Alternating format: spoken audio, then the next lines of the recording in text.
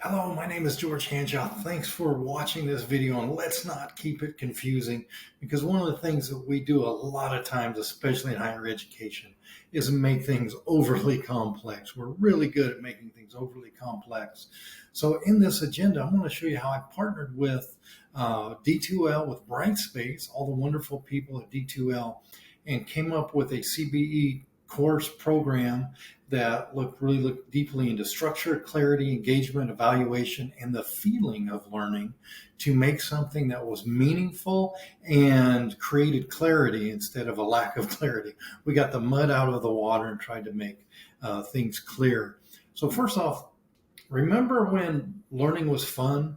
I remember teaching my daughter how to ride a bike, and both my sons how to ride a bike, and the clarity was there. What was the goal of the whole process? The goal was to ride the bike, to be able to stay on those two wheels and just keep going. It was clarity was key. And also at that stage, learning was fun. So when did we think that we had to take the fun out of learning? When did we think that we had to remove fun, add a whole bunch of complexity, and not make it fun and get people confused? When did we think that this was important? At some point, I know we in higher ed, and I point the finger at myself, decided to make it that way. So as we look at it, we use the LAPU learning model, and I want to kind of show you that right now. And with the LAPU learning model, right here, we have the learn, apply, practice, utilize. So in our course, we have what you're going to learn, how you're going to be able to apply it, how you practice the application of it, and then you utilize it as well. Utilize it means you're going to do something, you're going to create an artifact that you can actually use in whatever context it is. In this case, notice it's very personal. George, welcome to Career and Leadership Development for the ID. And in this course, you're going to learn everything you need to further your career and leadership development for the ID. So become a leader as an ID, and then you're going to apply it in multiple different ways, and then practice and utilize. And what that kind of looks like is right here. There are so many things. These are HTML pages that the Brightspace team gave us that we filled in. So they're templates we put in the content, and we can fit in checklists just like this, where these work. We have communicating in all directions, which we could put in presentations from Canva or anywhere else. And it looks really great on mobile. I should probably actually be showing it to you on mobile, because we designed this to be mobile first, but I wanted this larger screen just for our conversation. And we also, for the engagement piece, these are flashcards that are as simple as a template that we have from the Brightspace team to create engaging content from just this learn perspective. So we have the learn, the apply, the practice, and the utilize, and we step them through each time to get what they need, be able to apply what they need, then practice, because how often do we have the knowledge and such, but we can't actually do it because we haven't practiced it yet? So that's what we wanted to kind of develop here. And that's what we did, especially for competency-based education, because when it's competency-based education, you have to be able to prove that you can do it. You have to have an artifact that shows, okay, I've mastered this competency, whatever it is. In the case of our XEDU 510 course, it's creating learning experiences. So how do you create a learning experience? So that's a basic ID course. And in this here in the communication piece, that was our career and leadership course, where we have welcome, introduction, learn, apply, practice, and utilize, and everything is right there. Really easy to see. So it's kind of nice to be able to have that learn, apply, practice, utilize to set everything up so whenever the learner goes into that location, they know what to expect. And then the real fun part, though, after the LAPU learning model, so now we're on the bike and we're starting to pedal. So we're starting to pedal, right? So think of yourself or a child beginning to pedal that bike. So we're beginning to pedal it, and guess where we're going to end up? This is probably the coolest part that I've seen. And let me just refresh this page so you can see these widgets. So this is how we really create clarity. So we have 1, 2, 3, 4, 5 learning outcomes, program learning outcomes. And when 5 of 5, 6 of 6, when all of these are complete, they're done. So they know exactly when they are done. So let's look at digital learning asset development. I have to complete 5 parts of this learning outcome. Well, what 5 parts are they, and what classes are they in? Because they're not all in the same class. Well, here's my competency, and here's the skill, and we have 1, 2, 3, 4, 5 right there. So those are the 5 badges that I'm going to have to earn that make up all of the program learning outcomes for digital learning asset development. Now, notice when I was here and we looked at all the digital learning asset development, now we have the 5 courses that it's in as well. So you don't earn all of the parts of your donut there in one course. You have to go through e-learning, authoring, and development, facilitating engagement in learner-centered environments, equitable and inclusive learning environments, career leadership and development for the ID, instructional design capstone as well. So once you have completed all of those to a satisfactory level, guess what? That's when you will see this say 5 of 5. So as you're earning those, you'll say 1 of 5, 2 of 6 maybe, 4 of 11, however many it may be. So let's look at managing learning and development. We come down here in learning analytics, organizational development, capstone. So we're going to earn capstone piece of the donut for this one in the capstone, as well as the original one that we looked at, the original PLO that we looked at. We're also going to earn career and leadership development. And look at the courses we're going to be in. Instructional design capstone, career leadership and development for the ID. So we're going to be earning multiple program learning outcome pieces. So a piece of that donut in multiple different courses.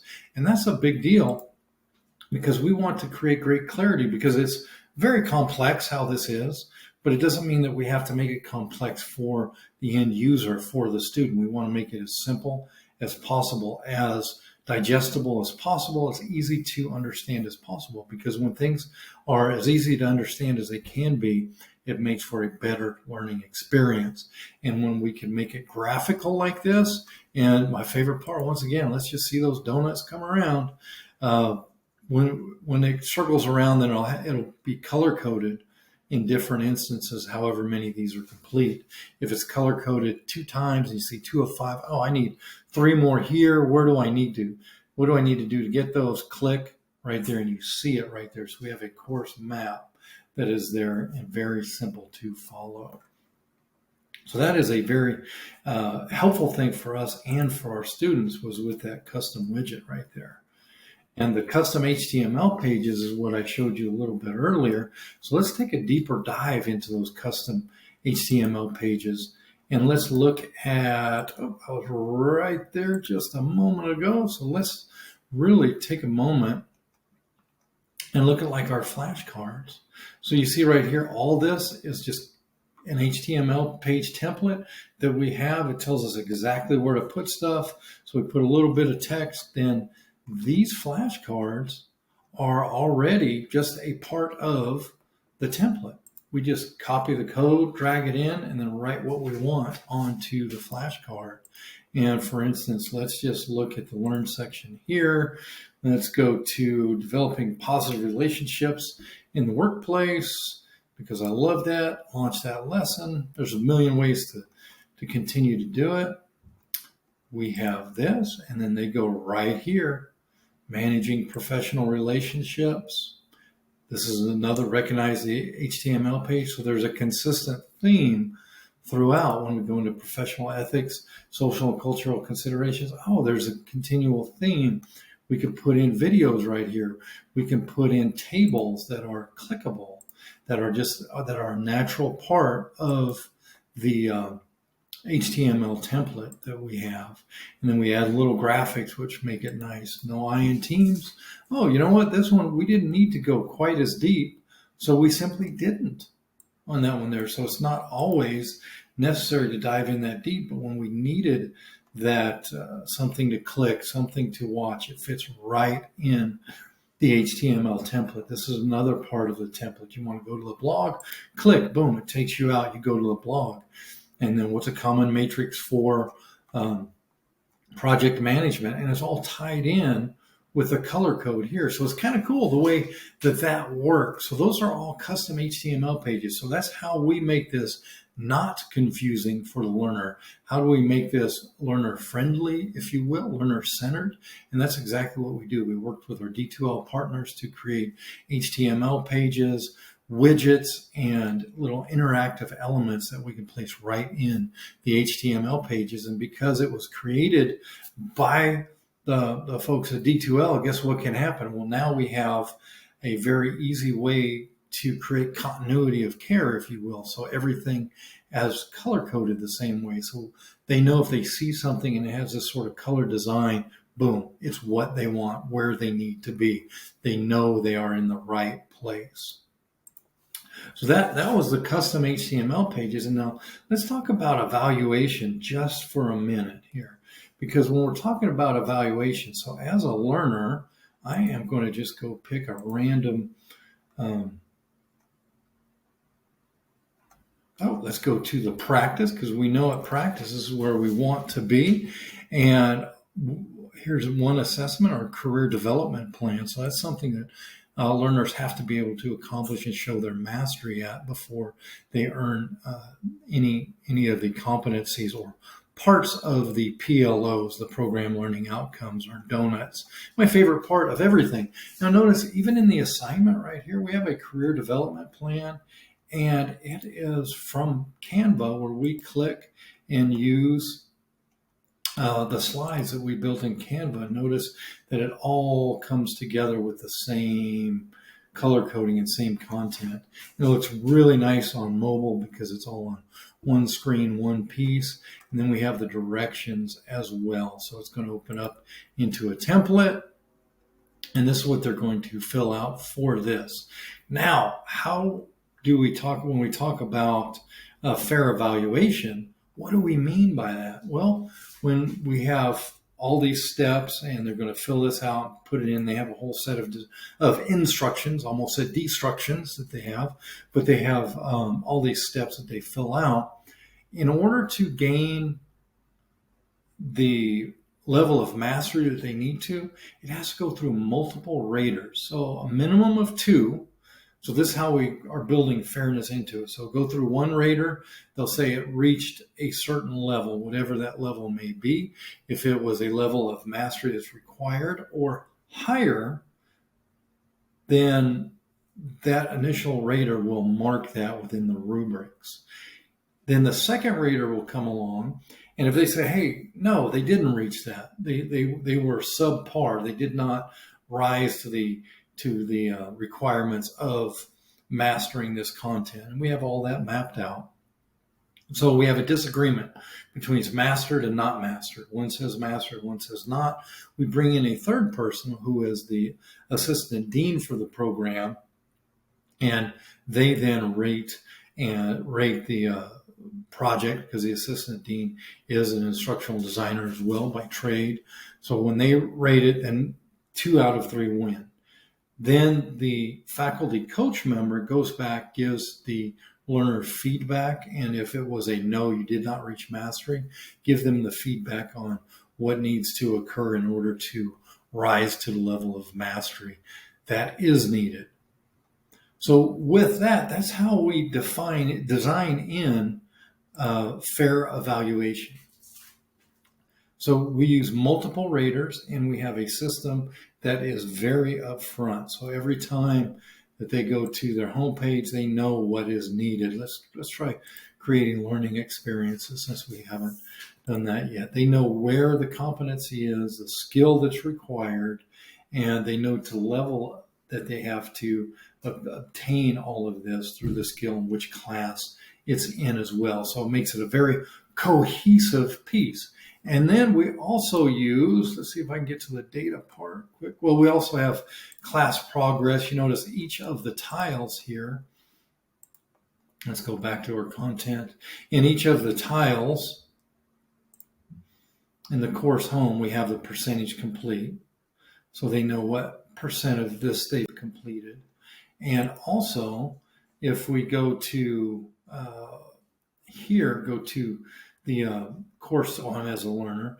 So if I click out as a learner and I go to course tools, I can then use data to, as the assistant dean or faculty member, to see which student has been able to do what within the course.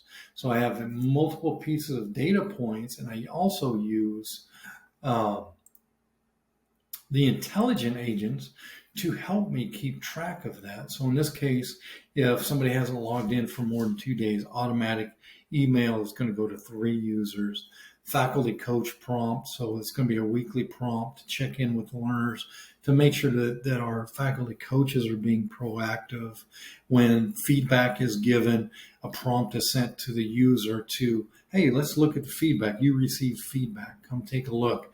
It's important. So we use those automations that come with the system also to really help the learner stay focused, stay on track, and succeed. Because when they have clarity, the key for us is when they have clarity, when they know exactly where they are in the process, and they're getting these prompts that they think are coming from the faculty coach, but they're just automated prompts from the system that are personalized with their name, just like this is personalized with their name. We're glad you're here. Whoever's logging in, that's whose name is going to be on there.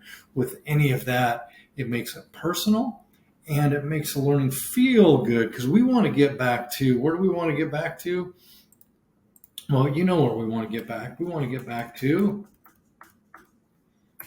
right there. We want to get back to when learning was fun and there was clarity in what we were doing.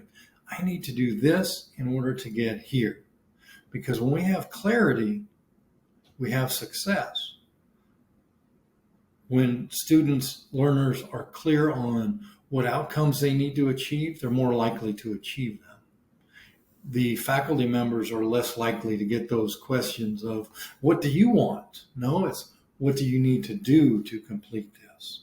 So that's how we are trying to create clarity as opposed to confusion, because we in higher education can create confusion a lot and make things overly complex. And this is our attempt to say, hey, yes, things are complex, but it doesn't have to be. We can make it legible, and we can make it attainable, and we can make it very clear for you. You put in the work, and we'll help create that clear pathway. So when the learner puts in the work, they know exactly what that work is going to. And that is just good performance work. So when we're clear on the destination, and they're clear on the destination, and they're clear on the path to get there, they will achieve at higher rates than when things are muddy or complex. So thanks for taking your time to watch this. If you have any questions, please give me a holler at ghanshaw@lapu.edu. Have a fantastic conference.